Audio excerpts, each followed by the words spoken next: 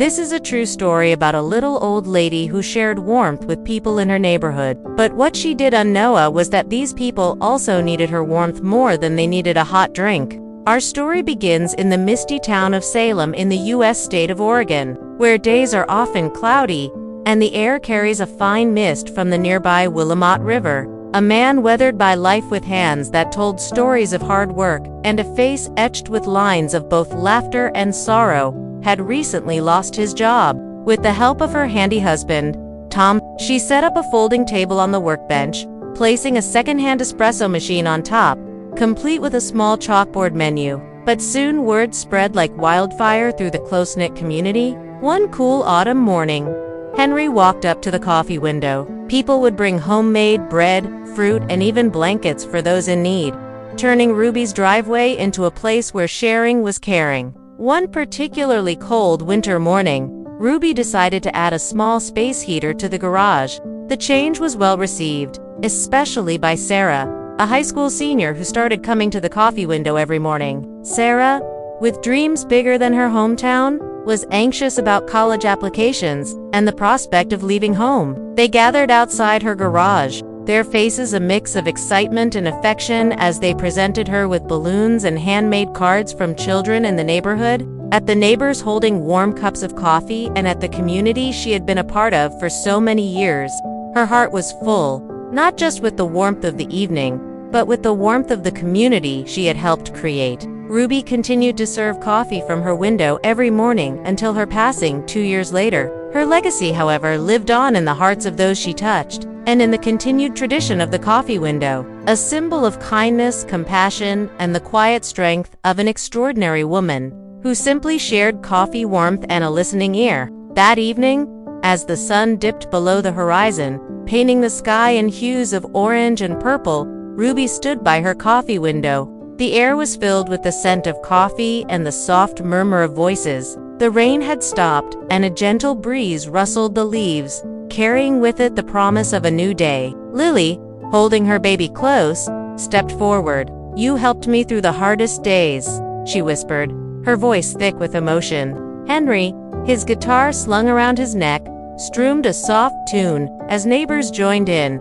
their voices harmonizing in a melody of gratitude. Sarah, now a college freshman, handed Ruby a small potted plant with a note attached. "You've made this world brighter," she read, her voice trembling. Over steaming mugs of hot chocolate, Ruby offered words of encouragement and understanding. "You are ready, dear," she would say, her eyes twinkling. "You will make us all proud." His eyes, usually twinkling with life, were now clouded with fatigue, and his hands, normally steady, trembled slightly. He set up the chairs, brewed coffee, and even brought his guitar to play soft tunes as neighbors gathered. He was a local police officer named Daniels, the friendly beat cop who knew everyone in the neighborhood by name. Ruby, with her quiet strength and unwavering compassion, had created a haven in her garage, a place where people didn't just come for coffee, but for connection, for understanding, and for the knowledge that they were not alone in their struggles. He placed a small bag of coffee beans on the counter.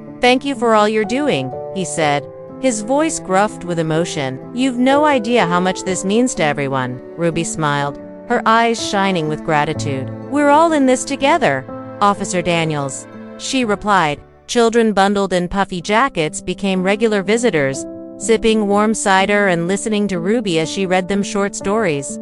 Their laughter echoed in the air, momentarily chasing away the winter blues. He had been unemployed for months, his confidence shaken by each unanswered job application. As he reached for the steaming mug, a grateful smile touched his lips. "Thank you, Mrs. Collins," he whispered, his voice hoarse with emotion. "This means a lot." "Nonsense," dear Ruby replied, her eyes twinkling. "It's just coffee. And besides, I make the best darn coffee in town." Outside, she hung a handmade sign. Its welcoming words carried on the morning breeze: coffee, kindness, and conversation. People from all walks of life found solace in Ruby's quiet companionship and the comforting aroma of fresh coffee. Lily, a young mother struggling with the challenges of motherhood, would sit quietly sipping her coffee, stealing moments of peace amidst the chaos of raising a newborn. Elderly Mr. Thompson, who had seen better days, would reminisce about his youth, his eyes lighting up as he shared stories of a time gone by. High school students on their way to early classes would pause to grab a hot chocolate, often receiving a small note from Ruby that read, "You are capable of amazing things." Every morning at 6 a.m. sharp, just as the sun began to peek over the horizon, Ruby would open the sliding window of her garage, revealing her cozy coffee window. For many in the neighborhood, their morning routine consisted of a quick breakfast and a hurried departure. But now there was a new option, a steaming cup of coffee waiting at the end of the driveway, accompanied by the promise of warmth and a friendly smile. Seeing him reminded Ruby of her students who came from all walks of life, each with their own set of challenges to overcome. And just like her students, Henry was going through a tough time. An idea began to form in Ruby's mind. An idea as simple as it was heartwarming. She would offer coffee and a listening ear to anyone in need. At the edge of town lived a retired American teacher named Ruby Collins, a woman of 70 summers. Her house was nestled in a quiet neighborhood where houses were separated by lush green lawns and blooming flower beds, where children rode their bikes without a care in the world, and where evenings ended with the chirping of crickets. But for Ruby, these quiet evenings were sometimes too quiet, too still. The echoes of laughter seemed to whisper in her ears, reminding her of a time when her house was filled with the joyful clamor of children. For over 40 years, Ruby had been a third-grade teacher at the local elementary school. She had a passion for teaching and a gift for making learning fun. But as the years went by, her knees began to ache and her back protested the long hours spent standing in front of the blackboard. So, with a heavy heart but lighter step, she retired. Retirement brought a strange stillness to Ruby's life. Mornings were quiet without the excited chatter of her students, and evenings were long without the comforting routine of grading papers.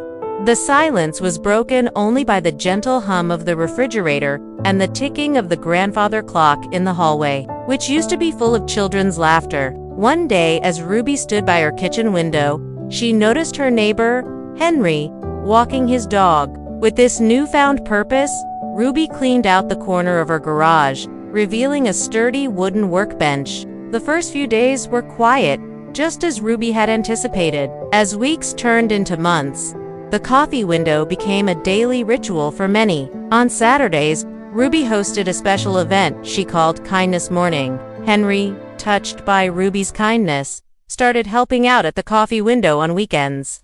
One rainy morning, a stranger approached the coffee window. As the months rolled by, the coffee window continued to be a beacon of warmth and kindness, offering comfort to those who needed it most. On Ruby's 71st birthday, the neighborhood decided to surprise her. Tears welled up in Ruby's eyes as she looked around at the smiling faces of the children waving excitedly as the final customer left. Ruby turned off the space heater, closed the garage door, and locked the window.